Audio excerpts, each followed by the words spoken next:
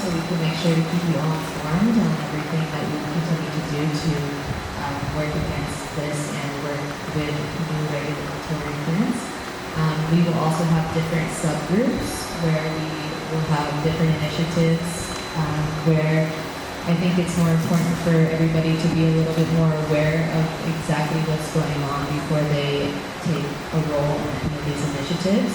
But I will name a few just so you guys can have an idea before she starts to speak. One is legal policy initiatives. One is land and ocean conservation. One is festival and event support. One is protecting the ZMT. One is community mobilization, local coalition building. One is communications and media strategy. One is a fundraising team. And if you can just keep those in mind throughout her discussion, and at the end I will have them all outside so you can choose which one you would like to be a part of.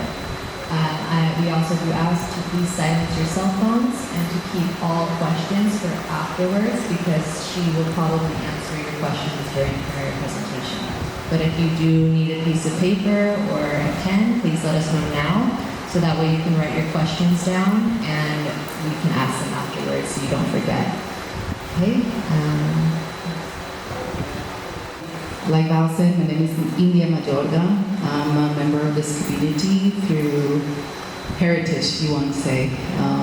My mom is from the Caribe tribe territory of Costa Rica here, and so is my family. They've been living here in the Home Creek area for a long time. So it's part of our responsibility once you live here and your ancestors are from here. So that's the reason why I'm here, to bring awareness, because I've been acting as a bridge between our Costa Rican people and people that come from the outside. As my father is an Irish member of the European Society and came to Costa Rica and married my mother, who's an indigenous woman. So that's the role that I'm going to be playing here, is to inform you of what I've been gathering in my research, investigations, questioning, asking the elders, asking the different groups here. And this is something that has been happening since a long time. So we're going to go touch a little bit of those areas because history is important. It's important to know what's been happening here in the coast so that you have an understanding of how we can move forward together. I have our beautiful sister from the community, Kiana. She's one of the co-founders for ATEC, which is an association that was created to really promote tourism in an ecological way. Tourism that really embedded the social, cultural background and history of our community here. She was married to an indigenous member of our bravery community. And so she's been here for 40 plus years, really understanding the trajectory of what it means to relocate to Costa Rica and adapt herself in our culture. And through the creation of ATEC, I feel like she has a very strong voice also to share with us the story of why ATEC was created, the story of how she was one of the first group members whenever this Plan Regulador was in the making in 2015, and why she doesn't have a voice anymore in that committee that was formed in 2015. So we're going to do sort of a dance here where we're going to be passing the microphone and give you a little bit of a story. We're going to leave the questions till the end. Hopefully a lot of the information that we share right now is going to be information that gives you awareness and answers the basic questions of this story of the making of this regulatory plan in the Caribe Zona Sur.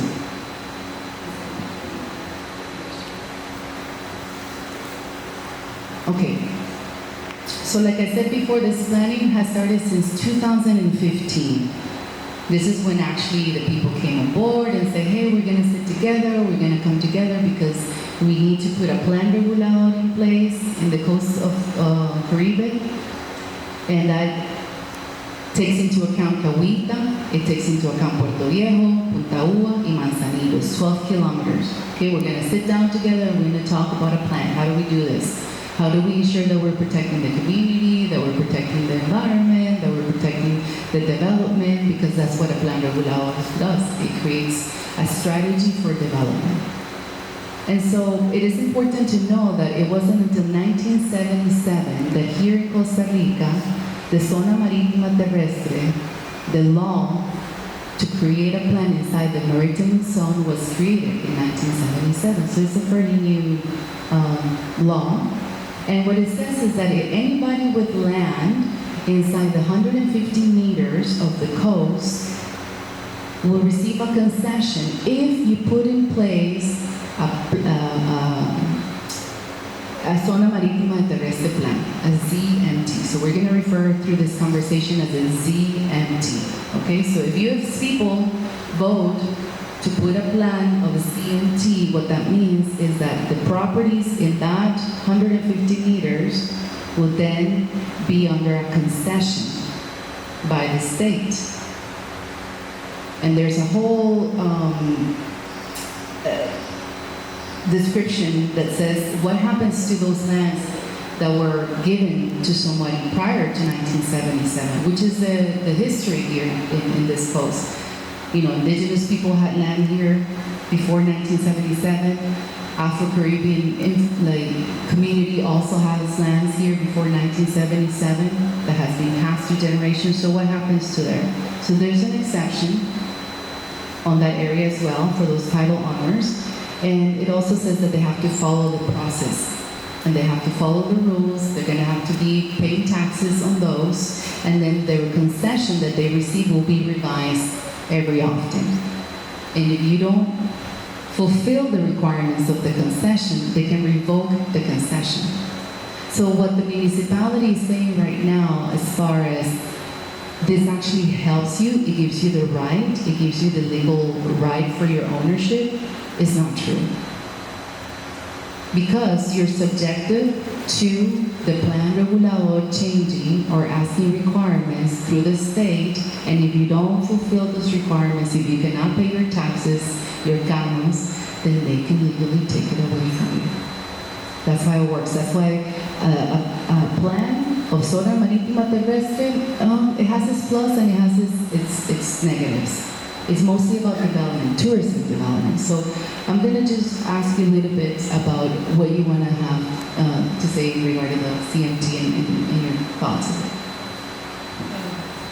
Also, each zone which is defined in this Plan Regulador, in the zoning plan, if your property doesn't fall into that category by any coincidence, they can take away the concession from you or not even give it to you. I have that clear to you because there are several zones in there which are defined as touristic for hotels, development, and that also needs to be clear. If you don't, there is a law in which says if you don't adapt your property or your structures to the requirements which are outlined in this zoning plan, if you don't adapt within 6 months after it is in place, they can take away, they won't give you the concession. Okay, so for example, one of the rules may be that the buildings have to be a certain height. So if you have to change that and modify that to follow that process, but you don't have the money to do it, then you lose the concession. So now you have to forfeit your land to someone else. So that's why the Zona Marítima plan may not be an ideal plan to put in the regulations here in the coast of the Caribbean, because we have a lot of generations that have already built their structures in the coastline for decades. So that's important for you to know that the planning of the Plan Regulador here in the Caribe has taken the focus of let's do it through Zona Marítima Terrestre, ZMT, and that's not the only option.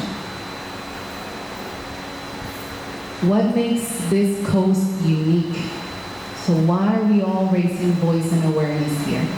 As you know, because you moved here to Costa Rica to a specific point, is because of the beauty. This is one of the most unique places in the world. In the world. We have wetlands here, we have the jungle, we have the beach, we have mangroves, and we have the coral reef. Those are 5 very important points that makes the Caribbean South Coast unique to any other part of the world. Don't forget that, because that's what makes Caribbean what it is today. That's why our ancestors, both Afro and Indigenous, have fought to maintain the place the way it is for so many years. And that's why us, the future generation, need to understand this. Why have the homes here in Gandoca, Manzanillo been built on stilts?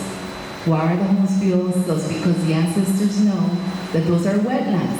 You don't build in wetlands on top of the soil, bring soil to cover the wetlands. That's not the way that you do it. So who do you ask for advice when it comes to environmental changes? You ask the people that have lived here for decades. They have to be part of the regulatory plan. And in Cahuita National Park as well, it was constituted in 1970. Why? Because again, there was development coming in. And the community of Cahuita had to get together to put this park into effect to protect that area. And a lot of the private owners, the Afro-descendant owners, were willing to give that land as part of a national park to protect it. The indigenous people of Kekoli, same thing. We give the land to put it into a preserved nature reserve. So they follow under the reserve of Gandoca Manzanillo, Parque Nacional Cahuita, or a territory, which in this case we can talk about only Kekoli because it's the one that touches the coastline. And right now, Talamanca in Costa Rica holds 89% in protected zones. That's huge. That includes the Parque Nacional de la Amistad. What is the Parque Nacional de la Amistad? It's the national park that was created also, not too far ago. Why was it created? Because there was a dispute between the Costa Rican government and the Panamanian government, who was also part of the Colombian government, as to who was the proprietary of that land. That land was here from our ancestors, the indigenous people. We're the ones that walked the land. But now the government is fighting to see who has access to this land. Is it the Panamanians, the Colombians, the Costa Ricans? And what did they decide to do? They create a park.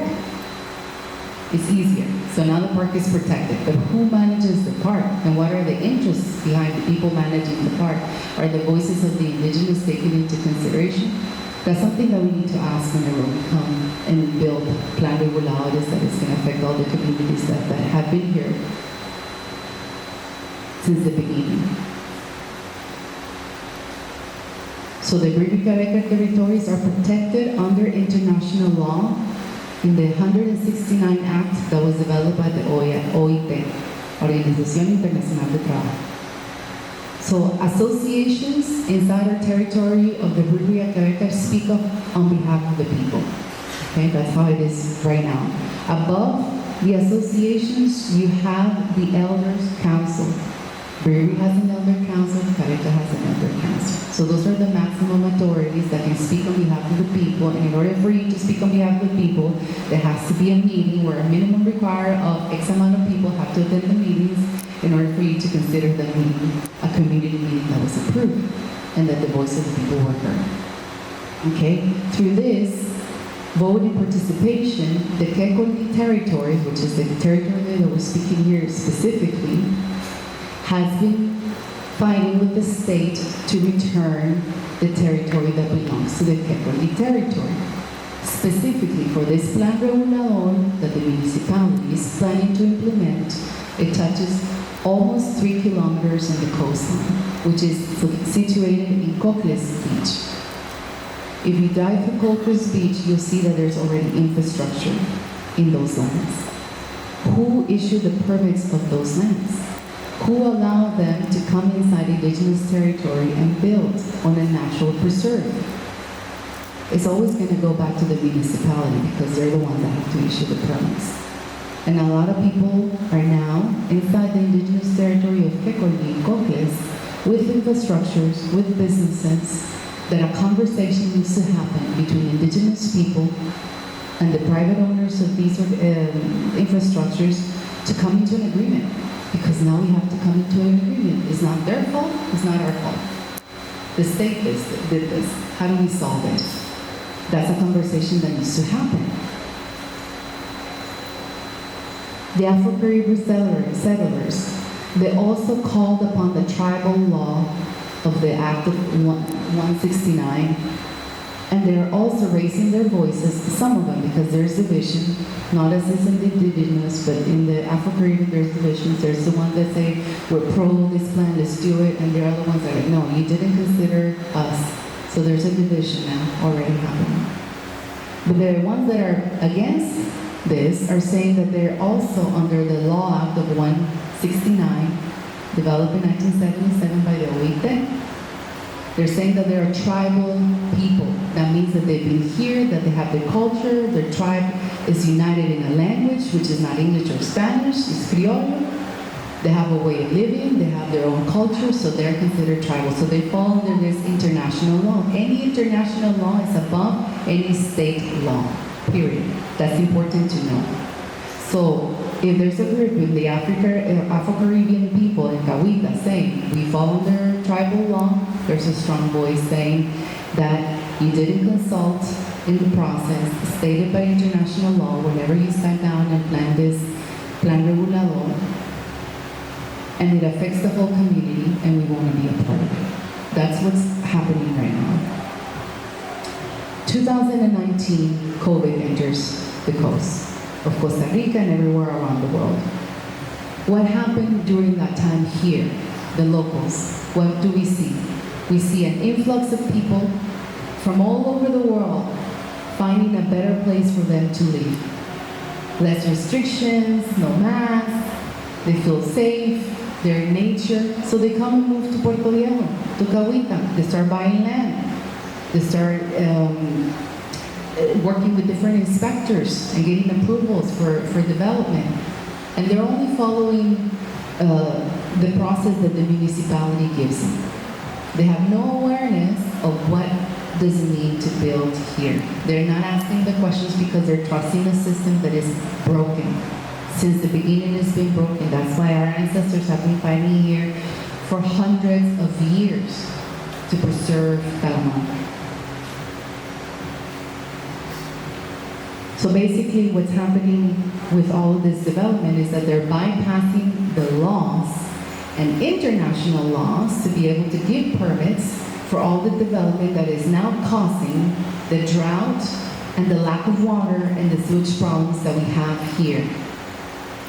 All because there was an influx of people that wanted to live here and share in harmony and preserve nature. And they're trusting our government entities to say they're doing this when they're not. And there's cases filed that we're going to present so that you know that it's not being followed.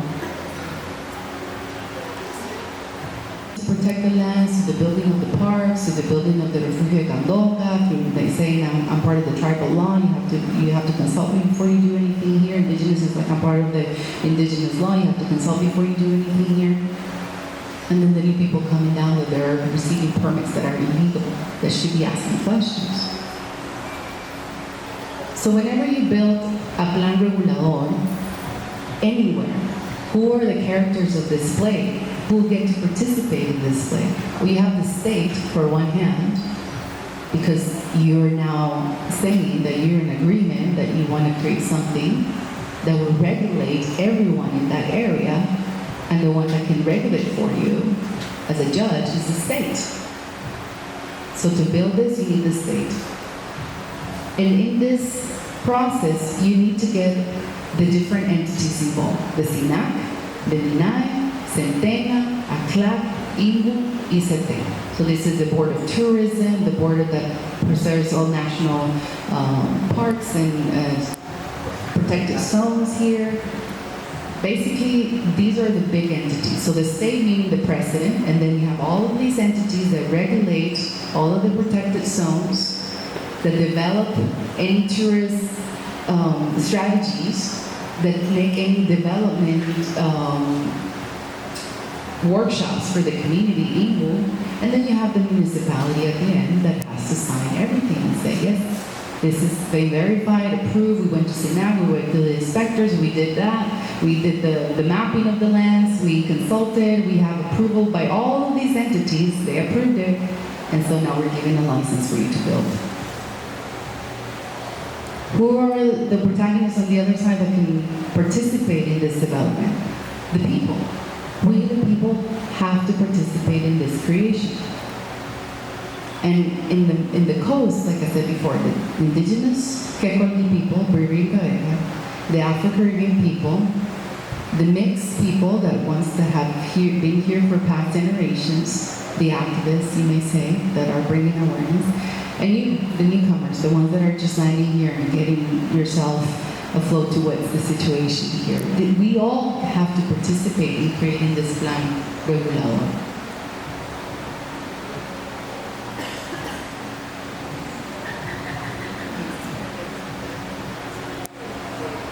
Maybe you can share with us a little bit, with however you want, since 2015, to be able to participate as a community member, somebody that brought a lot of wisdom of tourism and eco-sustainable tourism.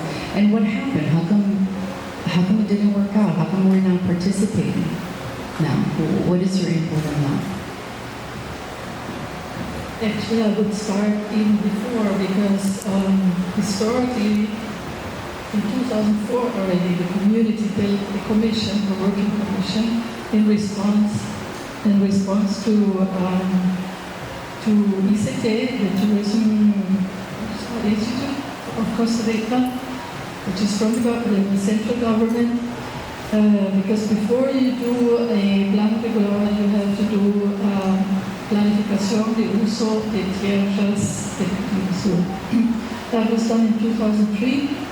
And that time when we received a copy, the Asociación de Desarrollo, ADI, received a copy of that. At that time, what they were planning, like really straight out saying in the document, that Puerto Viejo, the population of Puerto Viejo needs to be reubicated, expropriated, and they have to be sent to a home creek, to settle in home creek. So when we got to know that, we organized, and first of all, in between all the different community organizations, we stopped it. Within 10 days, you have to say with specific reasons why not, why you are objecting. That's what we did, and then there was a huge community meeting, and a commission was formed, work commission with engineers, architects, sociologists, just members of the community, and we worked for 6 months every week, and we made a whole new proposal. We now have it here, one of the few copies which existed. And we gave it to the central government, ICT, to the municipality, and to several other institutions. The only thing where they adapted for this Plan Regulador, which we have now, is that they are not saying out directly anymore that the community should be expropriated. But indirectly, we are still, you will see along when we explain a little bit more in detail about this Plan Regulador. Okay, so when the municipality decided to work on a Plan Regulador for Caribe Sur, from Cahuita to Manzanillo, that was more or less in 2015. I don't remember exactly anymore. At that time, in order to comply with what they say, participation of the communities, of the population, there was again a meeting, a community meeting, and that was organized by the Asociación de Desarrollo, ADI, Puerto Viejo, and they're supposed to have been elected. I think it was about 10 different representatives from each different group of the population, like one representative of the NGOs, one representative of heads, as well as women, one representative of, youth, stuff like that. the tourism chamber, all of them, and the ADI. So they were elected, and so I was elected, I think, as a representative of the NGOs, and that was to be part in the what they call Comisión de Trabajo del Plan Regulador in the municipality, a work commission. So I was participating. Many of the others which were elected did participate in those almost weekly or every 2 weeks work sessions. They only participated sometimes, and most of the time not. So that is already a sign, that there's not so many people let themselves get elected in some position and then they fail. Or they only get elected in there to fulfill some kind of role, but it's not really participatory. So I was in there, and the first 3 years everything was marching well. So in 2018, I remember there was a session where how do you say that in English? Functionary from the SINAC, which is from the Environmental Ministry, the ones who oversee the maritime zone part for protection, natural protection. They had to define where along the coast are what is called natural patrimonial of the state, patrimonio natural del Estado, which are wetlands, forests of a certain size, and any fragile, or also historical places, or any fragile zones along the coast. So the guy, they defined it with some technical expert, and then they presented the map with the limits in that session, in that work session. First of all, in the whole process, there was also like somebody had to walk with them and see the different areas and everything. So I started to ask questions in that session because I saw there were some areas which were, and I was wondering what was going on. After this session, I realized that somebody who was also in the municipality at that time, who was the president of the commission, somebody from Manzanillo, I won't say the name. I saw him pulling aside that functionary and he said, we need to talk apart.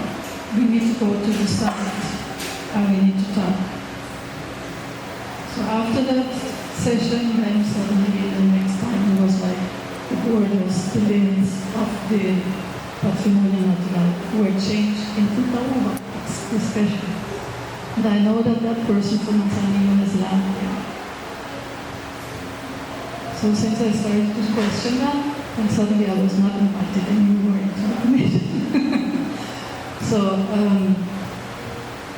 I was insisting, but they didn't, they were always finding excuses that I couldn't be able to participate. Do not advise and consultants. This violates the law, International Law 169. This was Doña Faustina and Doña Edwin Jackson, part of the Association of Equity Indigenous. And therefore the process is no. You cannot move forward because you didn't take us into consideration. Hello, it's our territory, you have to consult us. So they sent a letter. There's already a legal letter passed by the association into the municipality, and they're passing a letter right now to the rest of the indigenous people so they can sign this letter to bring more awareness that the whole community is against this. So there's an opportunity here if you're into media, if you're into content creation, if you want to be a protagonist into sharing and bringing awareness, this is a potential opportunity of this storyline which involves Indigenous people and why they're against this and why they want to participate and how they can participate and what is their due diligence process when you're dealing with Indigenous people. So that's an opportunity there. What is the Afro-Caribbean saying? Well, like I mentioned before, there's a divisions. There are the ones that say that they're pro, and they're the ones that say that we're against. Okay, the ones that are saying that they're against, they've been coming up in different channels, speaking to the different universities and the different newscast media, saying they violated our rights, our tribal rights, they didn't consider us, this is null. We do not vote for this. There's not a consensus. Who's speaking on our behalf? No, we're protesting. There's a call to action. Comitos Unidos movement is leading now a march this July 26th, leaving from Cavita, making it all the way here to the municipality to bring awareness that, hey, you didn't know, we're not in consensus. There's a division. So there's an opportunity also to follow this storyline about what the people in the African community have to say about this. What are the mixed activists saying, the people that have been living here for a long time, that relocated themselves from different countries? Well, they've also voiced this in Spanish channels and interviews saying, hey, a lot of us are against this. We've been participating since the beginning. We know that there's no consensus. You haven't called us in. This regulatory plan is going to damage us. They're asking for different people to show up and sign petitions right now in Puerto Viejo, in Playa Cocles, in Playa Chiquita. There's been a call to action of 3 lawsuits right now. So there's a legal team already working, that they're environmental activists, and there's 3 lawsuits right now in the Supreme Court. There's one lawsuit on behalf of the Kekoli indigenous people, like I said, because they didn't call us in. There's another lawsuit against the unrightful mapping of wetlands, meaning that they did not use the current maps of the wetlands for this Plan Regulador, and they're using ones from back in 2005. So how can you do that to create a development plan that it's obsolete? So there's another legal case against that. And then the third call to action and legal case is on behalf of the community of Puerto Viejo, Masen, Yulita, Zona Caribe Sur, that we did not agree to this, that we did not participate, they did not call us in, there was no talleres, there was no participatory really, so there's an unbroken process, so we're voting for that. So there's a call to action that's being created right now through this community of activists, and you can also follow this storyline if that's something that you're passionate about. And then there's us here saying we just moved here recently, what's going on, what is this about the Plan Regulador, what is a Plan Regulador, what can we do, who's filing this, is the municipality, how can it be an act? So right now the call to action that we did was to create this panel of conversation to let you know what's been happening since 2004, 2015, that this is a long process, that even from our ancestors we've been fighting the petroleum companies coming in, the mining companies coming in. This is not something new. It's just that now we have to fight a different fight, a strategic fight. We have to fight the new fight of colonization through the state tools. So we have to be a little bit more smart. So we're also looking to create an awareness campaign that is unifying all the different channels in the coast, because there's different groups coming together. So how can we create strategies from the different groups that are also against this, so that we send one message all together? So how can we unify, how we can bring this together? Because right now we all doing different things, and perhaps it's better that we come united. And like she was mentioning, it's very important for us to know that there is a manual of regulatory planning that was created by the INVO, by the Centena, Senada, the Costa Rican government. This is the manual. If we as a community want to create a regulatory plan, we go to the manual. This is the manual that is being given. This is the manual that was used at the creation of this regulatory plan, and they did not follow all of the process. One of the very important points that everybody's raising awareness in the creation of the plan is participation. Through citizen participation, social actors demand to participate more and in a direct manner for the decision makings of all the different levels in society, including urban development. Therefore, all decisions, directly or indirectly, affecting social sectors linked to a planning area, which is what we're dealing today, have to have a democratic basis. As long as they're grounded in the principle of political legitimacy guaranteed by the real incorporation of citizen participation through the opening of spaces for citizen engagement. That has not happened. That's why everybody's raising a voice, saying, well, when was I called? When did you inform? When was I part of the study group? When did you ask my ancestors? When did you interview us? Like, what's going on? There's a framework in the manual that tells you how do you query this? What are the different things that we can do here to document, to systemize, to create reports? So there's a method, there's a framework. There's techniques that tell you how we can participate. There's conference, seminars, focus group, workshops, design thinking, interviews, live storytelling. There's different ways that we can create a participatory technique for the community that were not implemented. At least not the right way. At least.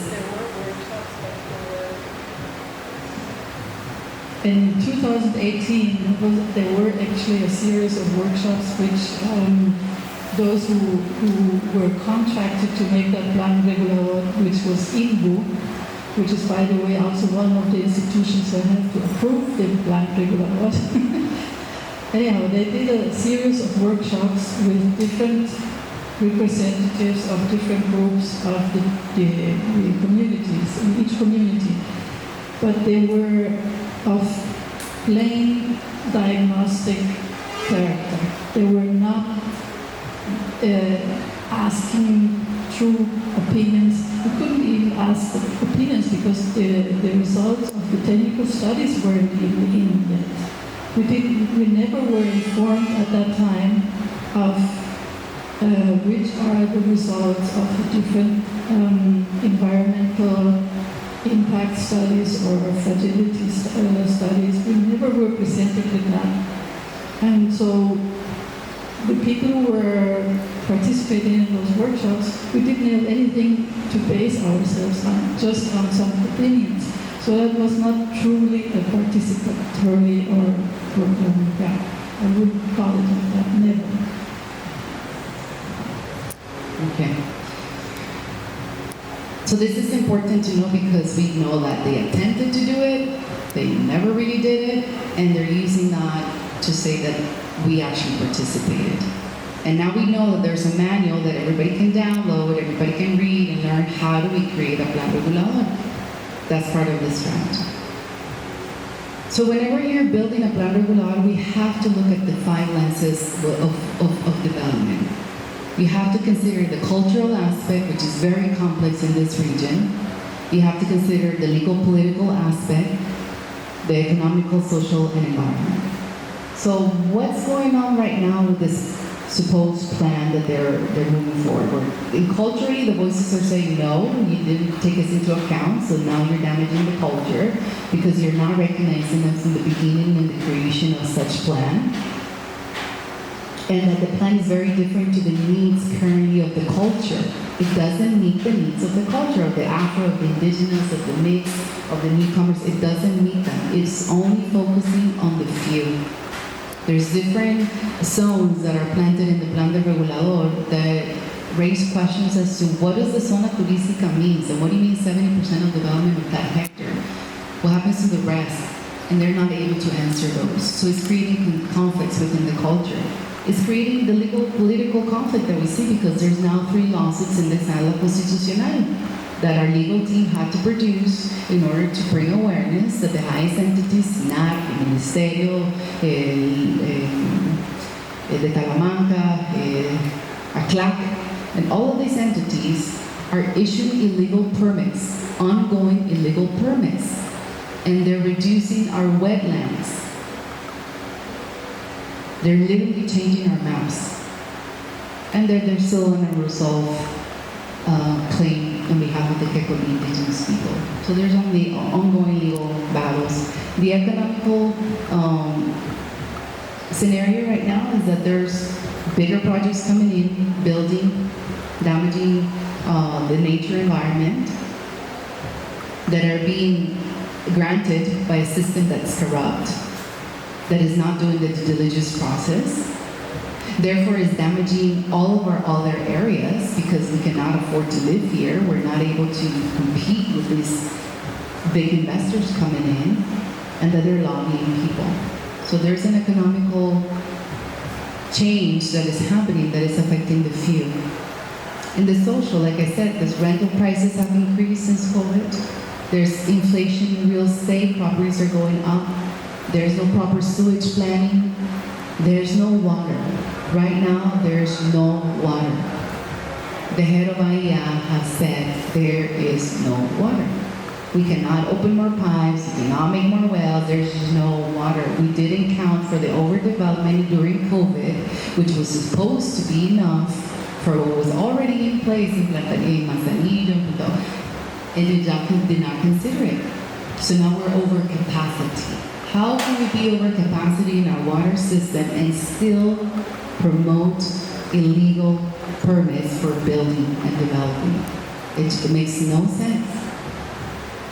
And obviously the environmental, all these protective zones that the state government, all the entities, the SINAC, the ACLAC, the MINAI, are supposed to protect on behalf of the people, on behalf of all the ancestors that have fought this land, through the different entities that have come through to try to steal our oil, our minerals.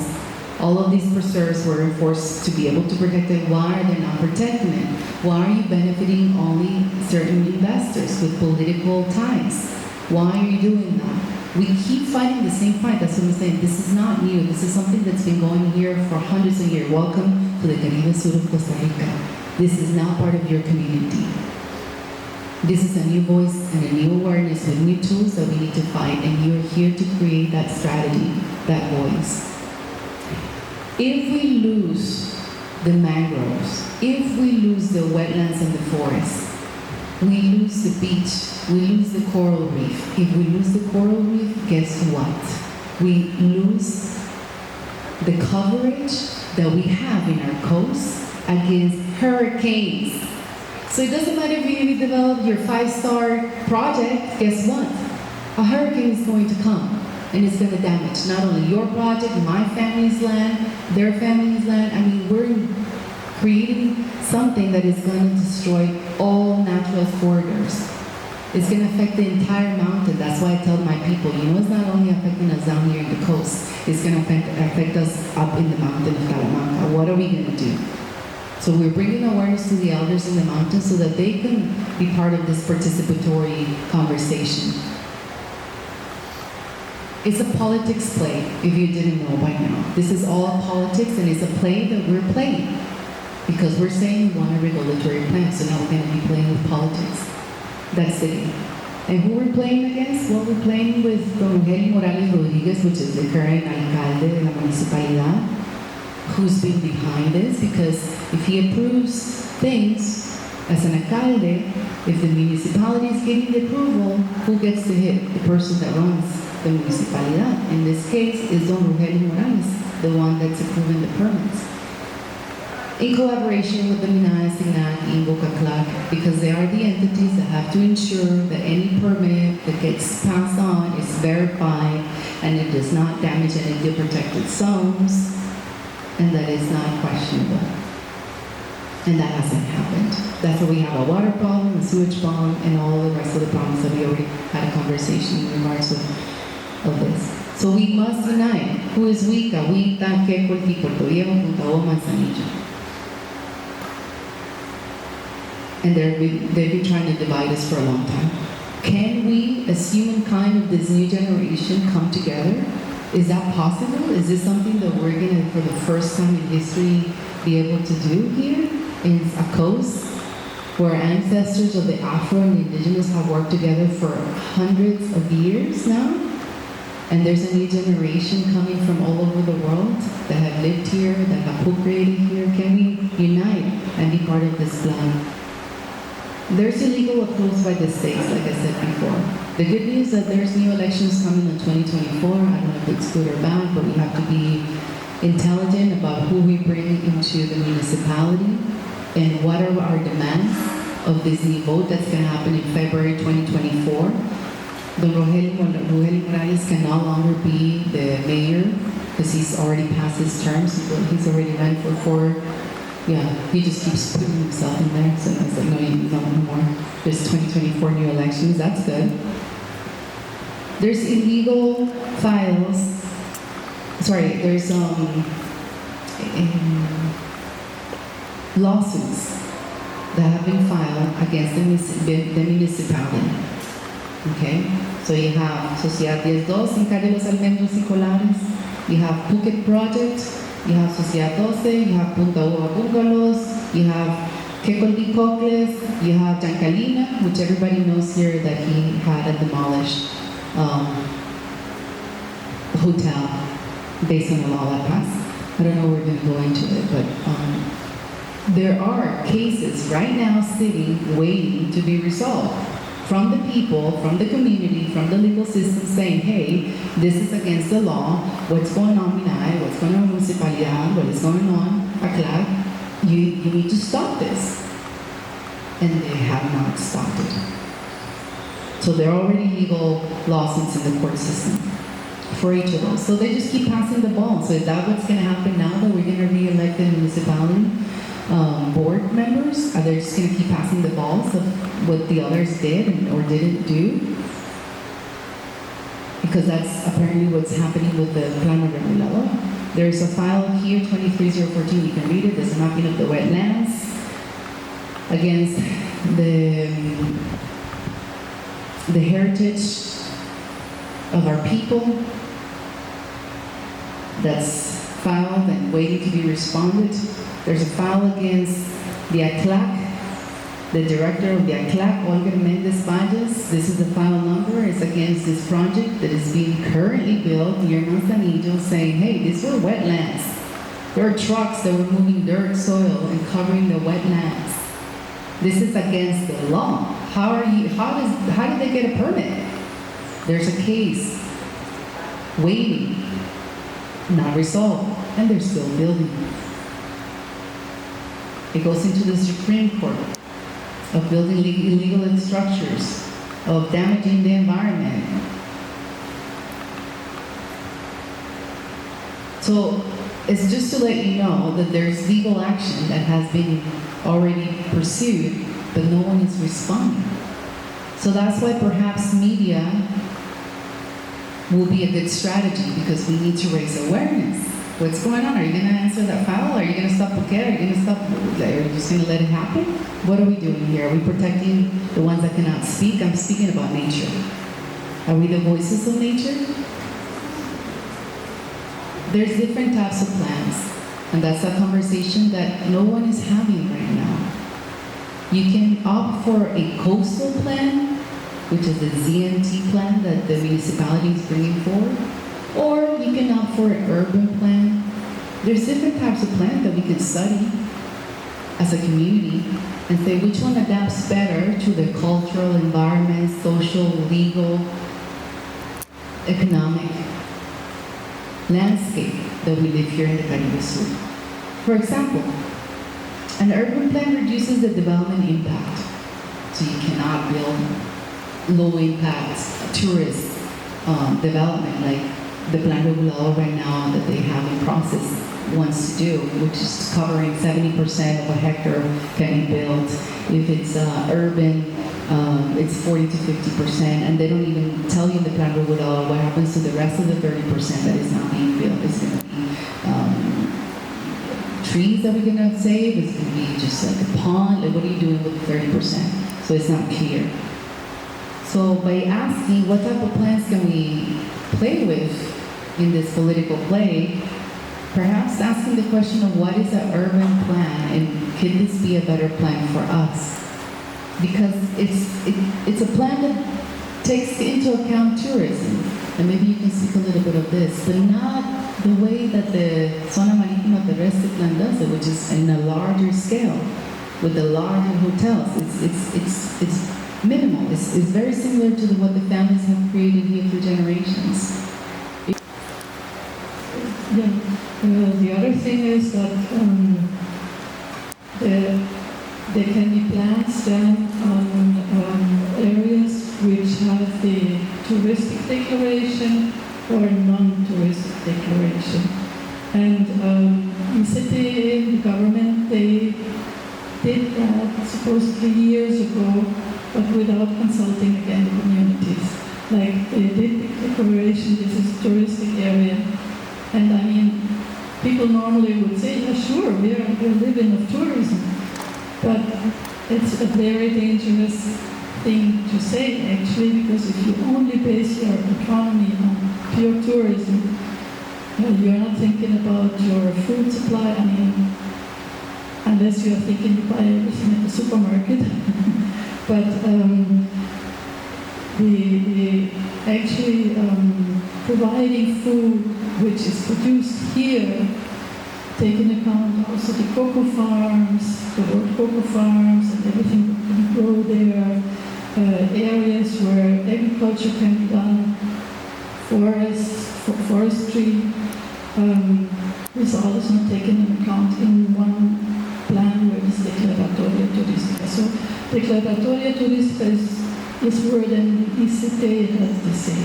They approve that. While in one which is not the Declaratoria Turística, the ICT has nothing to say. So I mean, these are differences. Unfortunately, they have done already the Declaratoria without consulting the communities again. So that's one difference too.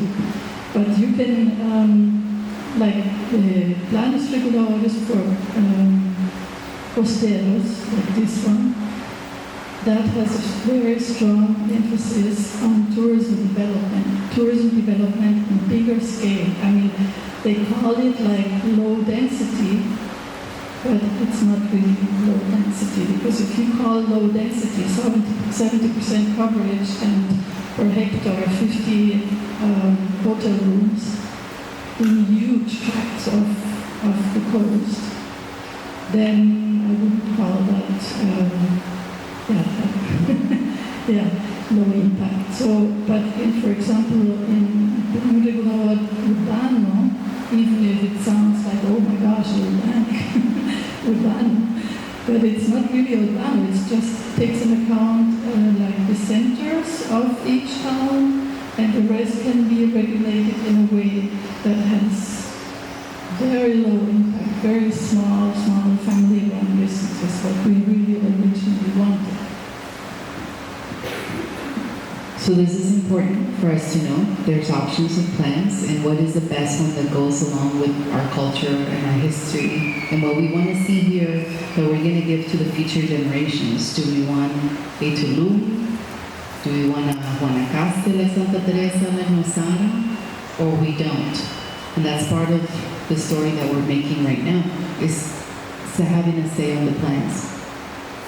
As a base of that plan. But one has to know that there was also a decree passed some years ago, just a few years ago, from central government in order to accelerate the making of plans reguladores.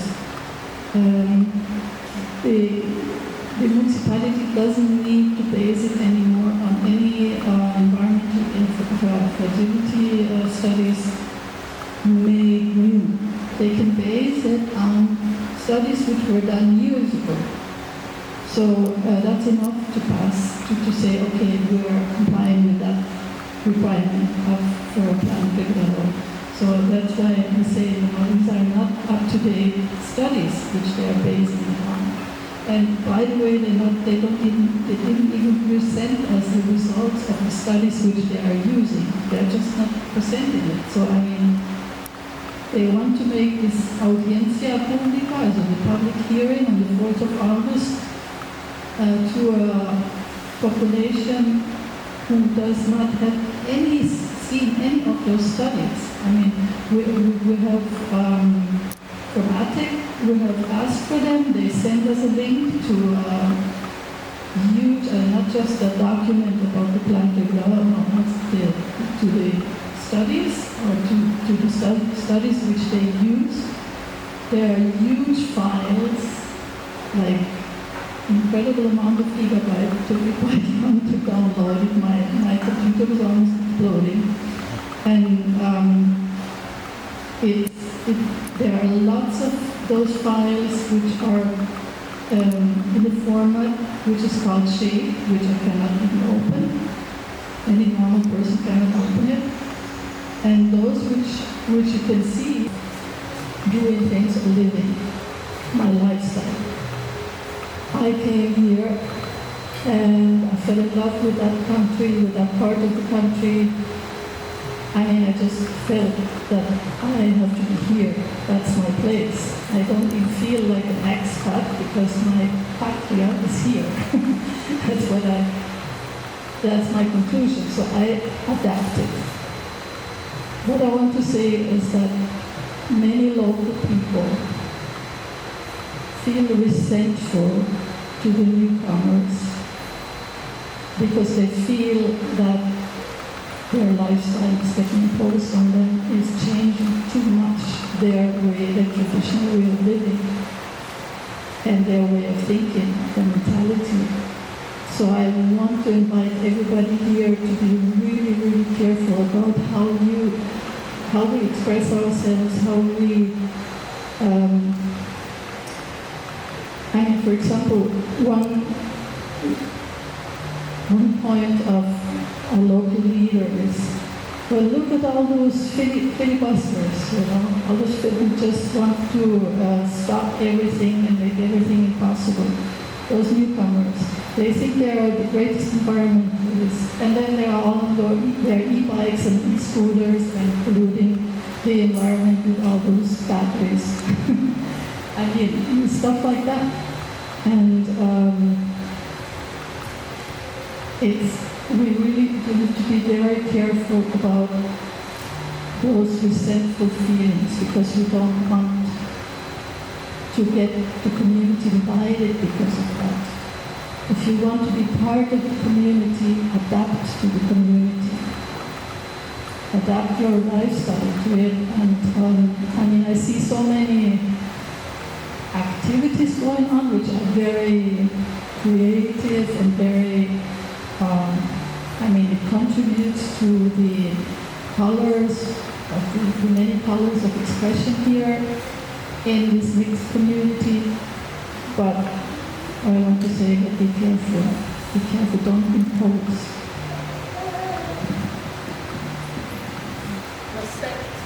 Respect. There's a group that hired a lawyer to postpone the talks on August 4.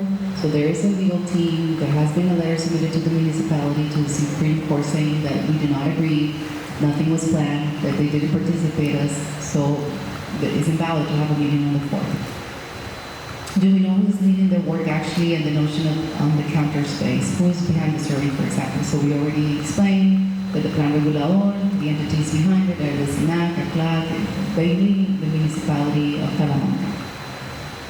To what end?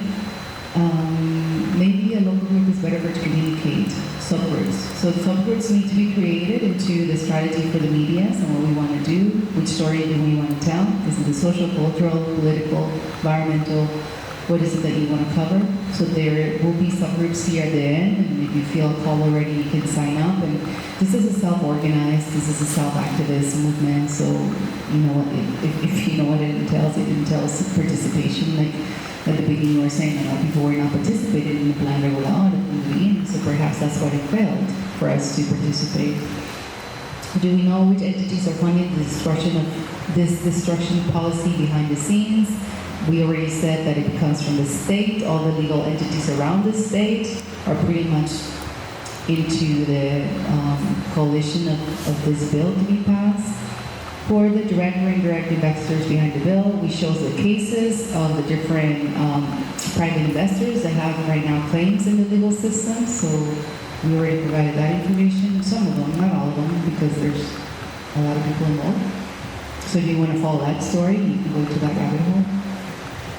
Which companies have lobbied for this and who's financially behind it? Municipality is the one that's lobbying because they're the one issuing legal permits. So who's financially behind it? Private investing is behind it. There's political people that are behind it, that are owners of lands here. If we can identify the pieces on the playing field of who is financially behind the bill, private investors. We've already exposed some of the cases. What is the best way for non-residents to help, to bring awareness, to speak up, to pick a cause that moves your heart, that you want to speak on, to let, the most important message here is there is no Plan Regulador. There is no Plan Regulador. We're not fighting to stop a Plan Regulador. No, there is no Plan Regulador. Because according to the manual, there has to be a participatory audience, and they did not comply. Therefore, this is not a manual Plan Regulador that is approved by the people, period. So there is no August 4th. There shouldn't be nothing. It stops. The process has to stop. That has to be the voice that we push forward.